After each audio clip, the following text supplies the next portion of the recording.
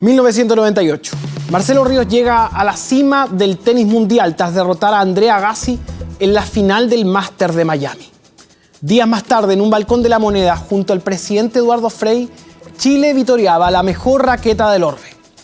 La crisis asiática ya estaba golpeando al país, pero aún así miles de chilenos se endeudaron a 36 cuotas para comprar televisores o paquetes turísticos para apoyar a La Roja en el Mundial de Francia 98. Internet era incipiente, Altavista, GeoCities, ICQ. No existía Wikipedia, existía Encarta. Las micros eran amarillas. Chilevisión exhibía Ranma y medio y el cine premium. Muy bien, pues llegamos al final de noticias. Le invitamos a nuestra franja nocturna. Hay días cine para adultos. Claro, estas noches frías de invierno, una película con alta temperatura la que viene ahora. Así que esperen. El canal 2 Rock and Pop estaba al aire, jugábamos Nintendo 64 y todavía se debatía la ley de divorcio. En 1998 el país cambiaba y Pinochet también. El 98 para Pinochet, a Pinochet le pasan muchas cosas ese año. Primero, deja de ser comandante en jefe. Traspasa el mando al general Izurieta, se transforma en senador vitalicio como expresidente y de alguna manera se siente que ese es el último gran cargo que va a tener y desde ahí puede ordenar o puede tener un espacio político propio. Él como comandante en jefe había ido muchas veces a Inglaterra porque él era uno de los grandes clientes de las fábricas de armamento de Reino Unido y siempre había ido con este pasaporte diplomático. Y obviamente que eso a él le daba la seguridad. Pero en el año 98 pasan dos cosas. Primero deja de ser comandante en jefe, pasa a ser senador y empieza a tener severos problemas en la espalda. Entonces él aprovecha una invitación que tenía de estas fábricas de armamento para ir a ver armas y aprovecha para empezar a ver si se puede operar allá, porque en Chile nadie lo quería operar. Él tenía 82 años en ese momento. Sin embargo, la noche del 17 de octubre, Scotland Yard se presentó en la ahora célebre London Clinic con una orden de arresto contra Pinochet emitida por el juez de la Audiencia Nacional, Baltasar Garzón. Macarena Pizarro, ¿quién es Baltasar Garzón? Baltasar Garzón es un juez, pero en realidad está suspendido en estos momentos.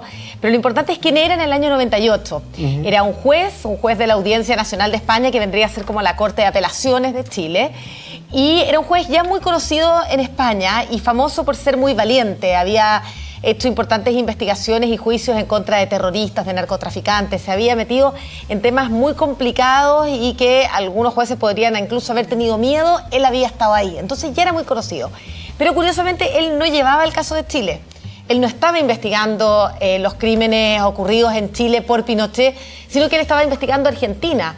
Y era otro juez, el juez García Castellón, el que investigaba Chile. Solamente Garzón había empezado a tomar la arista del caso Cóndor. Pero, por una casualidad del momento, es él el que finalmente dicta la orden de detención en contra de Pinochet. ¿Cuál es la casualidad? La casualidad es que lo llamó esa misma semana, a mediados de octubre, Joan Garcés, que era abogado de las víctimas, trabajaba junto a Amnistía Internacional en España, para decirle que habían visto a Pinochet en Londres.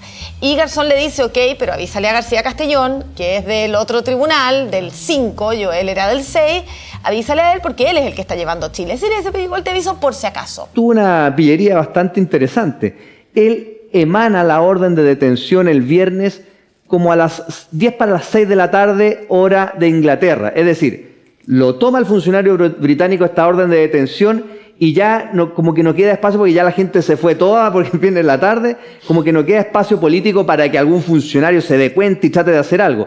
Lo toma este funcionario, ¿qué hace este funcionario? Le entrega la orden al Scotland Yard y el Scotland Yard hace el dispositivo para ir a tomar detenidos anoche a Pinochet. La policía británica llega más o menos a las 11 de la noche a la clínica donde estaba Pinochet recién operado. Él llevaba prácticamente un día de recuperación de una operación.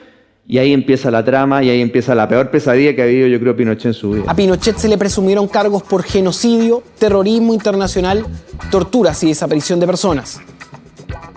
Con el pasar de los días, el entonces senador vitalicio fue trasladado a la clínica psiquiátrica Grovelands Priory con el fin de que guardara reposo. Y que era una clínica para drogadictos.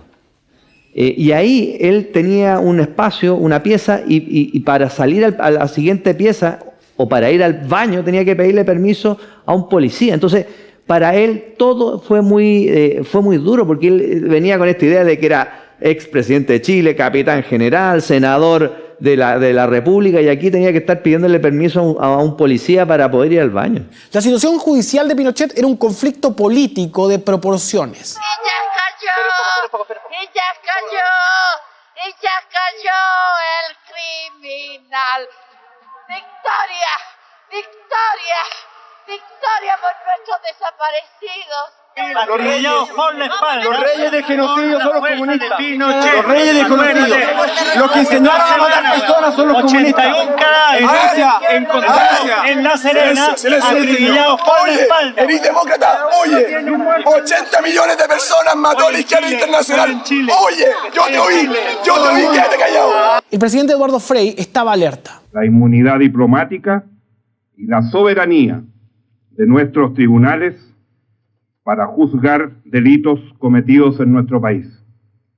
Con ello, mi gobierno defiende principios, no a personas determinadas. El gobierno está en una tensión permanente. De hecho, el primer chileno que le comunica a Pinochet que está detenido es un socialista, es el embajador de Chile en Inglaterra, que se llama Mario Artaza, y habla cerca de las 12 de la noche, lo dejan entrar a la habitación para poder comunicarle a Pinochet que estaba detenido. Es decir, el primero que le informe, que de alguna manera, no digo que solidariza, pero está un poco acompañándolo, fue un socialista. Los partidarios de Pinochet estaban escandalizados. ¡Pirata, devuélvanos al Tata! ¡Ingleses, pirata, devuélvanos al Tata! A ver, ¿quién lleva la puta?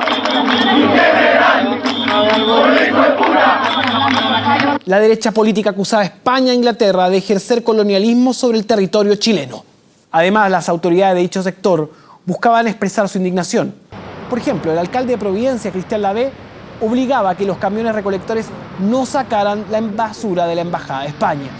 O el entonces diputado de Moreira, que se sometía a una huelga de hambre que solo duraría unas cuantas horas. El país vive un momento trascendental de su historia reciente. Un parlamentario chileno está secuestrado por potencia extranjera. Yo he tomado una decisión, con la más íntima convicción de que el amor a la patria también es más fuerte. Yo he iniciado una huelga de hambre a las 0 horas del día de hoy viernes, una huelga de hambre personal, individual. Muchos dirán que este es un acto absurdo, inútil. Yo solo lo veo como un desesperado intento por darle el apoyo a quien está abandonado y secuestrado a la suerte de intereses y cálculos políticos de potencias extranjeras. Pinochet llevaba 3 semanas dado de alta, pero se mantenía en la clínica Grublands. El establecimiento amenazó con una querella para que el incómodo paciente se retirara cuanto antes del recinto. Entonces la familia buscó un lugar para el que el exdictador pudiera fijar su residencia para su arresto domiciliario. Macarena, ¿cómo era la casa de Virginia Waters? Estaba en las afueras de Londres, era una casa, era grande pero no era una mansión. Nosotros la encontraríamos una casa muy rica, pero no era una mansión. O sea, llevaba casi un año detenido Pinochet en Londres y hacen una ceremonia especial el 11 de septiembre con muchos de sus más cercanos colaboradores y viajaron diputados, senadores de la época, la fanaticada de Pinochet. Político. Sí, es la clásica imagen en que le regalan un osito de peluche a Pinochet que bajó y yo lo pude ver, estar ahí con él y que estaba él, estaba su señora Lucía Iriart y estaban todos estos colaboradores en este pequeño homenaje muy cortito, muy breve que se le hizo ese 11 de septiembre. Así es que pude conocer Virginia Waters por dentro. El arriendo de Virginia Waters costaba $18.000 de la época. 15 meses en dicha residencia donde Pinochet estuvo en 3 juicios ante la Cámara de los Lores. Sin embargo, a inicios del 2000 se hablaba de que el estado de salud de Pinochet era delicado. Bueno, la detención es un hito. Y también están los juicios de extradición. Yo creo que con Pinochet sucede una cosa. Por primera vez digamos, quizás una de las primeras veces en que el derecho penal internacional se ejecuta contra un expresidente, exdictador.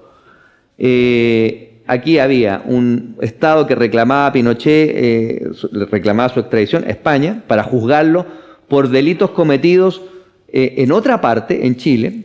Había un Estado que porque lo pidió España, detuvo a Pinochet y dio curso a un juicio de extradición, en donde se leyeron los cargos, donde se presentaron pruebas, o sea, hubo un juicio. Y entonces los juicios por extradición en Inglaterra son hitos muy relevantes. Recordemos que primero hubo un fallo, después se impugnó a un juez, a un lord, entonces vino otro juicio, después vino una audiencia, después vino el juicio por extradición propiamente tal. Es decir, hubo muchas instancias legales. Y luego también en España también hubo instancias legales que fueron súper relevantes. O sea, cuando España declara que tiene competencia para ver el caso Pinochet por hechos ocurridos en Chile, y dice, nuestros tribunales pueden ver estos casos que son violaciones a los derechos humanos, son delitos contra la lesa humanidad y además hay españoles comprometidos. Eso también fue muy relevante desde el punto de vista jurídico. En el mes de febrero fue filtrado un informe médico en donde se detallaban las enfermedades del general retirado. Pero la Operación Retorno partió con esta idea de esta aceptación de la fórmula de la razón humanitaria y luego estos chequeos médicos que fueron creando la idea de que había que devolver a Pinochet a Chile porque se podía morir acá y eso iba a crear un problema político importante al Reino Unido. Se presumía que solo faltaba la palabra de Jacques Streau, autorizando la liberación del exdictador por razones humanitarias. Jacques Streau es el ministro del Interior y él va siendo la persona que tiene que ir de alguna manera viendo todo el tema de la extradición. Finalmente es la persona que acepta el criterio humanitario y según él cuenta después que cuando Pinochet llega a Chile y se da ese gustito de pararse y de dejar como el bastón al lado y que en el fondo aquí llegué yo, los engañé. La verdad que él se sintió súper decepcionado de haber tomado esa decisión porque sintió que había sido un engaño para él y al pueblo inglés. Mientras tanto, un avión del ejército chileno llevaba varios días aguardando la base aérea Brice Norton. El momento llegó un jueves 2 de marzo. El ministro del Interior inglés anunció la liberación de Pinochet y el avión salió de su estacionamiento. El enfermo general aterrizó al día siguiente en una silla de ruedas. Sin embargo, la llegada a suelo chileno le levantó el ánimo y también las piernas.